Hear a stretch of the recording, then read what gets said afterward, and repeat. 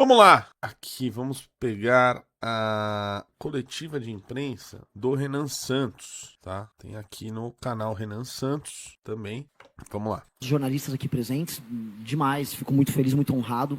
Surpreso até, novamente, fico desconcertado com esses microfones todos. Então, como o discurso já foi feito, acho que aqui me abro apenas para perguntas. E os demais também, se houver perguntas para os pré-candidatos, pré-candidatos e candidatos ao governo, por favor, podem fazê-los. Obrigado pela entrevista. Meu nome é Wallace Lara, sou da TV Globo. Candidato, o senhor falou de Já começou com o Wallace Lara da Globo. sobre vários temas agora e eu fiquei curioso para saber. O senhor vencendo a eleição vai começar por onde? Qual é o principal? O senhor elencou várias metas, mas o que o senhor pretende fazer assim, vencendo a eleição, logo nas primeiras semanas, nos primeiros meses aí, como todos os candidatos falam, onde tem inclusive um certo entrosamento com o Congresso e consegue passar vários projetos interessantes? Wallace, bom, que legal responder o Wallace, Lara. Fico muito feliz. Wallace, a primeira coisa que eu digo para você... Que fofo, meu. Que fofo, velho. Agenda fiscal, uma reforma fiscal que retire o Brasil da rota de colisão. O Brasil está quebrando. O Brasil está indo para uma rota de dominância fiscal nos próximos 2 anos. Ou seja, os juros vão explodir, vamos ter uma crise inflacionária. Então nós temos que fazer profundos cortes de gastos já na transição, antes mesmo de eu assumir, e iniciar com alterações nas leis penais o nosso combate ao crime organizado. Os brasileiros precisam sentir nos 6 primeiros meses do ano uma queda nos juros, um aumento de compra e a redução no medo de sair na rua e ver seu celular ser roubado, seu carro ser roubado. Eu terei fracassado se não conseguisse nos 6 primeiros meses. Então isso é prioridade, não nem digo zero, a prioridade anterior ao assumir o mandato. Nós temos que tocar isso já na transição, nosso deputado já passaria a tocar isso no primeiro momento, no D1, após a vitória. Candidato, já boa noite, né? Rosana Cerqueira, da Globo News. O senhor falou sobre crescimento econômico, a necessidade de que as pessoas possam não depender dos programas sociais. O senhor fez duras críticas aos programas sociais, usou a palavra esmola para se referir aos programas sociais. As críticas têm sido frequentes, aliás, nessa linha. Só que crescimento econômico demora para aparecer, né? Você tem que ter uma estrutura maior, você tem que a economia rodar. O impacto na vida, no salário das pessoas é mais lento. E não sei o que estou dizendo, é a economia que prova isso na prática. O senhor vai acabar, até lá, com os programas sociais? O senhor vai acabar com o Bolsa Família, com o Vale Leite, com o Vale Gás, mesmo antes da recuperação econômica gerar essa renda prometida? Essa pergunta, puta merda, cara. Os senhores? Sim, ele vai acabar amanhã já. Com o Brasil na merda que tá, ele vai acabar já. Por mais que muita gente tenha torcendo para que eu responda sim para a sua pergunta, a resposta é não. Na verdade, nosso programa sobre benefícios sociais é muito claro. Quem não tem condições econômicas de cuidar da sua própria família, não tem uma cidade que dispõe de atividade econômica. E quando eu circulei pelo interior do Brasil, especialmente interior do Nordeste, interior da região Norte, não há atividade econômica. O Bolsa Família se torna o último recurso que a família tem para continuar subsistindo. E nós não somos pessoas cruéis, muito pelo contrário, essas pessoas nós vamos manter os programas sociais. A questão é que haverá, por parte do governo federal, uma intenção, uma força ativa em levar desenvolvimento econômico, especialmente para essas regiões. A questão que a gente percebe é que a existência do centrão e a existência da política voltada à miséria, ela acontece nesses lugares mais pobres que as pessoas dependem deles. Então, uma questão, inclusive, de reforma política, não apenas econômica ou humanitária. Libertar aquelas pessoas é também libertar o resto do Brasil que está fora do Bolsa Família de um jugo terrível que é o jugo da corrupção. Onde tem mais pessoas vivendo do assistencialismo, mais tem político explorando elas. E nós precisamos libertá-las economicamente no momento certo. Ninguém vai ser maluco, porque isso seria apenas cruel da minha parte. Eu não sou uma pessoa cruel. E ao fazer essa libertação, eu vou gerar cidadãos, e gerando cidadãos tem uma democracia melhor. Obrigado. Toma. Toma! Candidato Rebeca Mota, do NC News. Peraí, cadê o Toma? Peraí. Não é esse. Cadê aqui o toma dele? O senhor falou sobre muitas propostas. Eu gostaria de saber quais estratégias o senhor irá utilizar, caso seja eleito, para articular com o Senado e com a Câmara dos Deputados, uma vez que a grande maioria das propostas que o senhor disse aqui hoje não dependem única e exclusivamente do senhor como presidente. Como o senhor vai se articular para lidar com isso? Diferente de outros candidatos que se colocaram como antissistema, eu não terei medo de sentar para conversar e fazer composição. Só não vou aceitar roubalheira no meu governo. Eu sou um democrata, sempre fui um democrata, e eu ajudei a tocar o impeachment da Dilma Rousseff como um democrata, gerando maioria no parlamento. Portanto, o meu governo vai fazer isso. Eu vou gerar maiorias e vou usar um dos instrumentos que tem à disposição hoje do Congresso Nacional, que hoje eles se viciaram, que é as emendas, de uma maneira completamente nova. Quanto mais despesas obrigatórias forem reduzidas por parte do parlamento, mais espaço discricionário vai haver para investimento por parte do governo federal. Portanto, também haverá, e nós vamos colocar isso em legislação, a autoria do nosso Kim Kataguiri aqui, nós vamos aumentar também o espaço de emendas. Só que dessa vez não emenda por orçamento secreto, emenda disciplinada para projetos que alterem a vida das pessoas nas cidades ao redor do nosso país. Isso, infelizmente, é o que ainda atrai os nossos parlamentares. A questão é que eles vão fazer isso por vias honestas. Ao se dedicarem a cortar gasto e defender o cumprimento de metas dos municípios e nos estados, eles terão mais emenda, e a emenda será inaugurada pelos prefeitos, pelos próprios deputados, e assim eu vou gerar uma governabilidade republicana. Não mais usando a emenda como compra, mas uma emenda como instrumento de transformação social. Candidato, Iago Silva do Portal My News. Você tem muita influência na militância jovem, o MBL tem uma militância muito jovem, mas estamos a 3 meses das eleições. Qual é a dificuldade agora, pelo menos na sua avaliação da campanha, de penetrar em outro eleitorado mais velho, talvez até um eleitorado bolsonarista? Qual é a sua principal dificuldade nesse sentido? Eu não tenho essa dificuldade, apenas eu não tenho ainda exposição nos grandes meios. Agora, como eu me torno candidato, eu estarei disponível para falar na televisão, para participar de debates, e as pessoas mais velhas que costumam acompanhar outras mídias que não as redes sociais, elas terão um contato conosco. As ideias que nós defendemos são ideias que pessoas mais velhas concordam. Elas apenas não sabiam porque elas estavam presas, às vezes, nas ilusões que são oferecidas para elas pelos outros grupos políticos. O bolsonarismo prendeu as pessoas numa ilusão. E basta elas verem algo novo, e a verdade é como água mineral, é como água limpa, basta elas verem água limpa que elas vão querer beber água limpa. E a gente vai oferecer água limpa para elas. Boa noite já, na verdade. Sou o Pedro Fagundes, da CBN. Queria saber, candidato, a colega falou... Na verdade, você respondeu a pergunta da colega falando de que você é uma pessoa cruel, claro, então não vai tirar todos os programas de assistência social de cara. Porém, durante o seu discurso, você chegou a falar que nós somos uma geração que vai ter que passar por sacrifícios. Gostaria de saber que sacrifícios são esses que a gente vai ter que passar para que a próxima geração consiga nascer e passar por novas benesses. Quais seriam esses sacrifícios? Nós vamos trabalhar mais do que todas as outras gerações. Nós vamos transformar um país que perdeu completamente a autoestima num país sério. Nós vamos ter que trabalhar e trabalhar muito para ver as favelas do Brasil se tornarem bairros. Nós vamos ter que lutar para transformar as cidades do Brasil que estão se tornando inóspitas, com as ruas à noite tomadas pelo medo, em lugares passíveis de serem habitados. Nós vamos todos ter que trabalhar e trabalhar muito por isso. Muitas pessoas vão ver o trabalho, vão lutar com o trabalho, mas não verão o resultado através da melhor vida possível que o futuro, que os filhos deles verão. É disso que eu estou falando. Mas a vida vai se tornar muito melhor do que ela está hoje. O que eu prometo para as pessoas é que só de fazermos as reformas econômicas e só de destruir o crime organizado, andar na rua e comprar os seus produtos mais básicos e não precisar você parcelar o seu iFood, já será uma conquista básica. É que nossas ambições futuras são tão grandes, que o que nós vamos conquistar no presente é pouco do que nós vamos conquistar no futuro. Os seus filhos, os seus netos, eles verão um tipo de país que será respeitado lá fora. Então o sacrifício que eu falo é o sacrifício do trabalho. E aliás, até com relação até à pergunta anterior, nem o sacrifício do bom trabalho está sendo oferecido para os brasileiros. Está oferecido hoje para os brasileiros o sacrifício da desistência.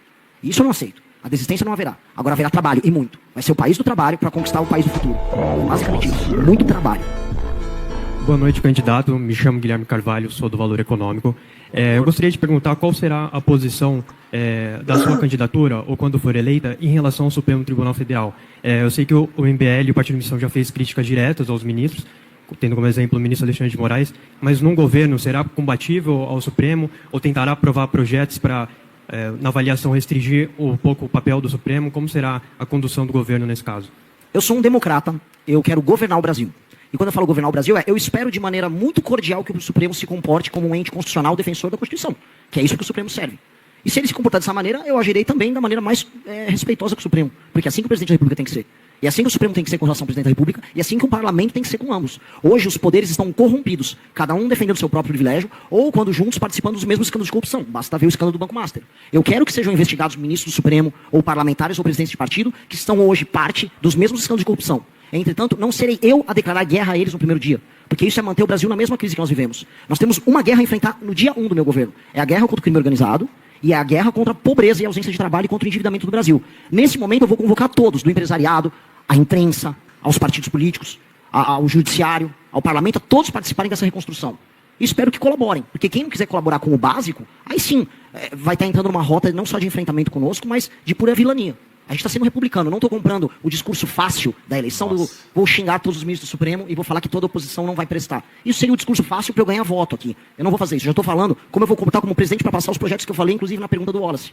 Que é, eu vou precisar me comportar de maneira republicana como presidente. Ao momento de eu ser o Renan militante, fui durante todos esses últimos anos. Como presidente, a ética que eu respondo é a ética da responsabilidade. E eu, nessa posição de responsabilidade, vou querer que o Supremo se comporte. Farei... E não a ética da convicção, a ética da responsabilidade. Max Weber. Aparentemente, 4 nomeações como presidente da República para o STF, nomeações republicanas, com um perfil escrutinado não só pelo Senado, mas pela sociedade civil. E espero que todos eles sejam sabatinados pela imprensa, antes sabatinados pelo Senado, com este perfil. E esse perfil vai determinar a nova maioria do STF, que será uma maioria republicana, uma maioria que não vai ter escritórios fazendo negócio, porque haverá um código de ética, uma maioria no STF que não vai mais ser fã das decisões monocráticas de interferência nos demais poderes, uma maioria que definitivamente não vai ficar julgando e usando o seu poder julgador sobre parlamentares que devem fiscalizar o STF, que é isso o sistema de freios e contrapesos que a gente aprende na faculdade de Direito. É isso que eu vou determinar através das minhas nomeações, mas tudo de maneira republicana. Nós temos uma outra guerra muito maior do que essa, que é a guerra contra o crime. Centenas de pessoas morrem todos os dias nas mãos do crime. Então essa eu quero a colaboração de todas.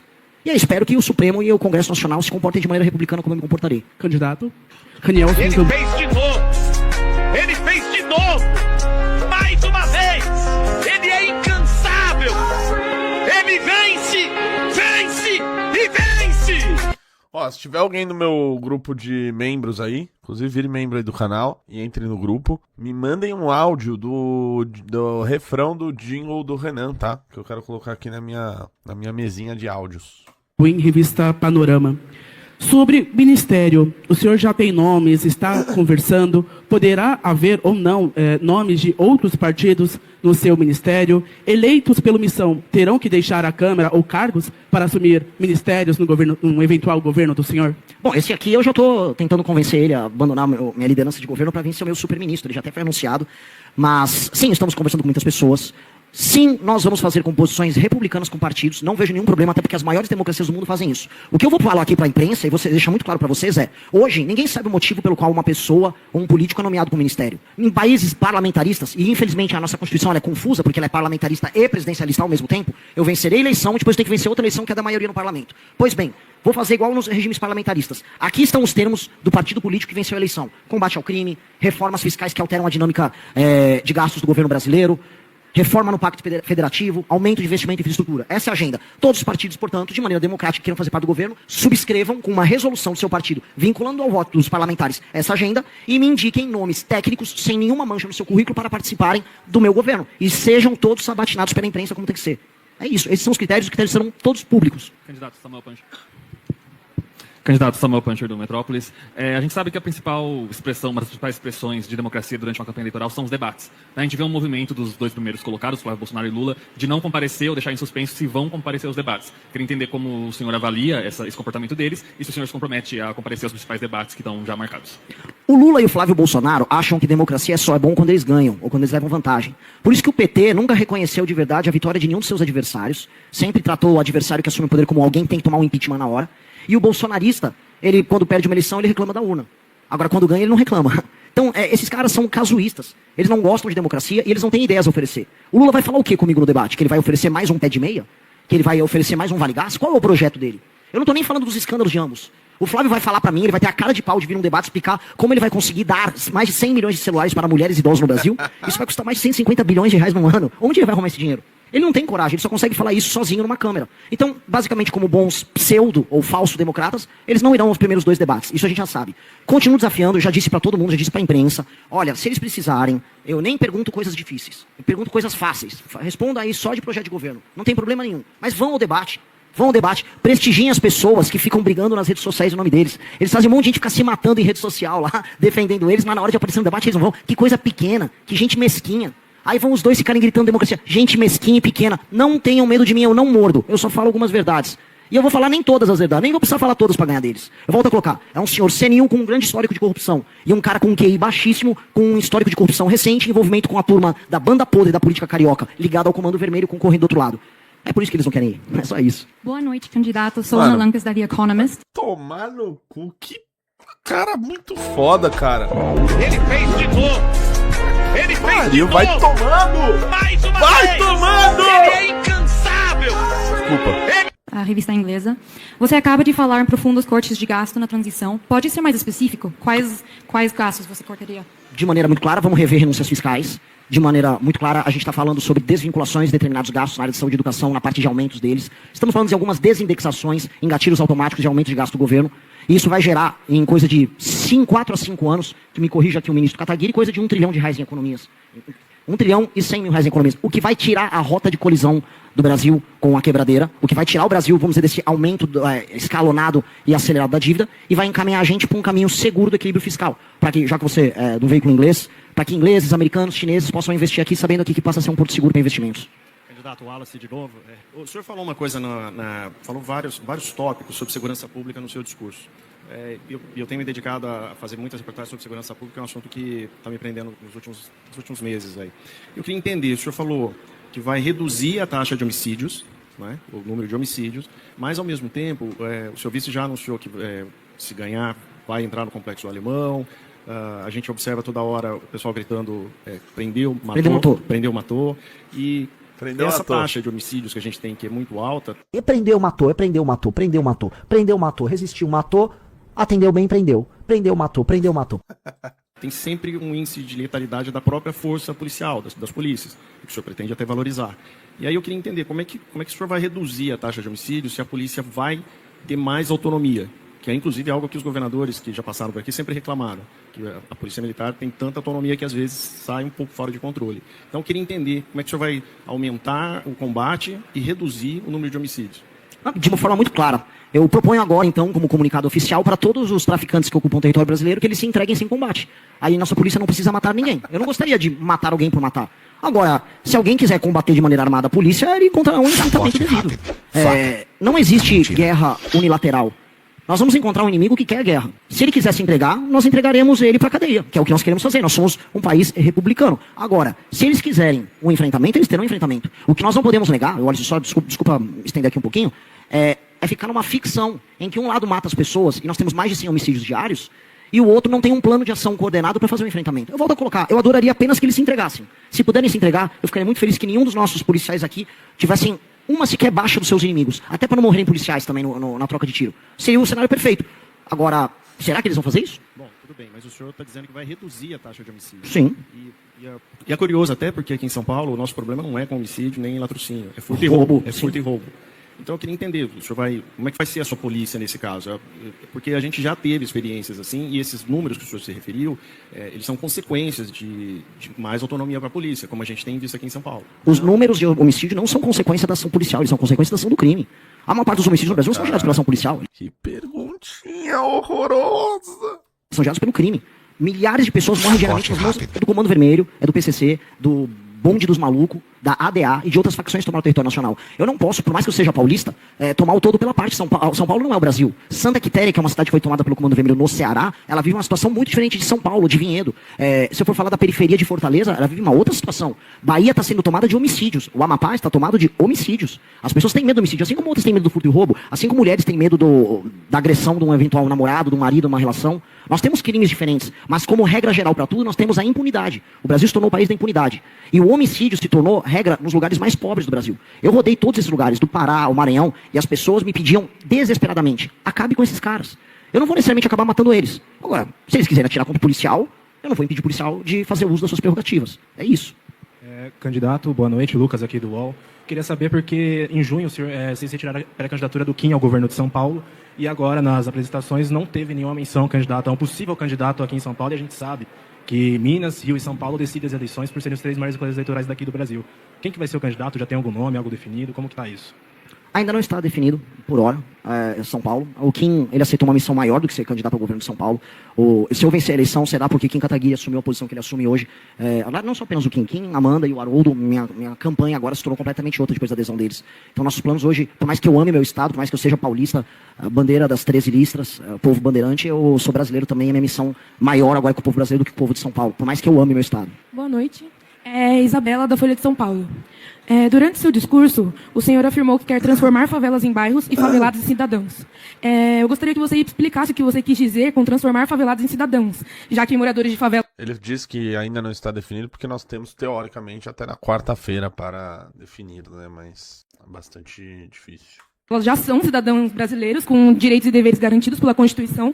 E, além disso, eu também gostaria que você dissesse o que pretende fazer para desfavelizar o Brasil. Vou começar pelo começo, então. A cara do Kim é maravilhosa, né? O brigadeiro também. Bom, a Constituição garante uma série de direitos. Liberdade, direito de ir e vir, direito de propriedade, direito à habitação. Alguém ali dispõe desses direitos? Ninguém dispõe. São direitos nominais. Eu colocar um direito num papel não significa que ele se realiza na realidade. Inclusive, veja só, eu sou uma figura de direita. O maior crítico disso é a esquerda, historicamente. Materialmente falando, eu ficar citando nominalmente direitos, dizendo que eles existem, não faz com que eles se realizem no plano da realidade. Eu tenho que executar os direitos. Torná-los cidadãos é uma constatação. Constatação de que tem uma parte do povo brasileiro que é tratado como bicho, às vezes nem sequer como gente. E entregar a eles o direito à moradia, ao direito a viver num bairro decente, a ter um emprego perto de casa, a não ter que ficar se submetendo ao bandido, é entregar direitos humanos a eles. Essas pessoas, infelizmente, não são titulares de direitos. Segunda coisa, o que é uma política de desfavelização? Eu já vi gente falar, o Renan vai pegar uma retroescavadeira e tirar as casas ali. Mentira. A nossa política de desfavelização é literalmente tornar o que a gente chama de favela em bairro, e em levar esgoto e fornecimento de água, a acabar com a taxa altíssima que nós temos de tuberculose em favela, porque os becos fazem com que a umidade fique muito mais alta do que um bairro comum. É fazer com que a gravidez na adolescência despenque, porque, inclusive uma pesquisa na favela da Maré, a presença de gravidez adolescente nas favelas é muito maior. Os casos não reportados de violência contra a mulher na favela que existem são muito maiores. As mulheres têm medo de fazer o reporte disso. Todos os lugares muito pobres, aí não só favelas, estou falando de cidades muito pobres. Mulheres falam, olha, eu não posso denunciar. Pessoas que são assaltadas ou que foram alvo de abuso, homens que tomaram porrada no meio da rua, pai de família, porque quis pegar um Uber e não um mototáxi ligado à facção. Esses caras não reportam os crimes que eles sofrem. Tudo isso é algo que acontece com gente que é vítima do tipo mais baixo de banditismo, que a gente vê, como aconteceu no Haiti, que vem em alguns ainda, infelizmente, lugares na África. Eu quero tornar essas pessoas cidadãos. É isso é a coisa mais republicana, isso é a coisa mais bonita, e esse é o maior programa social do nosso governo. Tenho muito orgulho de defender isso. E isso vai vir com título de propriedade, corte de gastos do governo, um programa nacional de desfavelização, uma adequação desses bairros, e vai ser muito sensível o que nós vamos fazer. Quem mora numa encosta não vai poder continuar morando na encosta, nós vamos construir um prédio para essas pessoas. Quem mora num bairro plano que já está se urbanizando e que tem até comércio, nós vamos terminar de adequar aquele ambiente, aquela pequena propriedade, nós vamos fazer ruas, nós vamos levar saneamento, iluminação para esses locais, nós vamos levar escola para esses locais. Isso é tornar essas pessoas cidadãs, acima de tudo. Essa é a grande política de desfavelização. E eu vou falar, se nós entregarmos isso, meu plano é entregar isso em pelo menos 15 anos. Mudou a paisagem urbana do Brasil. País sério no mundo não tem favela. Não existe país sério com favela. Nós vamos ser um país sério não tendo favelas. Candidato, boa noite. Matheus Dias.